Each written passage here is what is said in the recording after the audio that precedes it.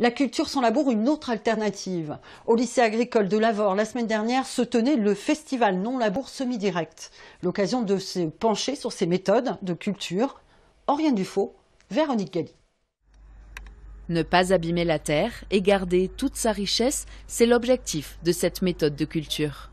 Toute notre alimentation végétale est issue de cette petite couche là qui représente 20 à 30 cm de profondeur. Et ce qu'on oublie souvent, c'est que c'est dans cette zone-là qu'on a à peu près, à l'échelle du monde, 80% de notre biodiversité en nombre d'espèces. Et préserver le sol, c'est d'abord éviter de le labourer.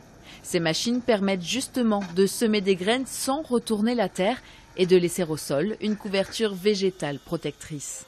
C'est tout ce qu'on n'a pas appris à l'école qu'on est en train de faire. On essaye de faire évoluer cette culture parce que moins d'intrants, moins de phytosanitaires, moins de matériel et aussi des petites puissances.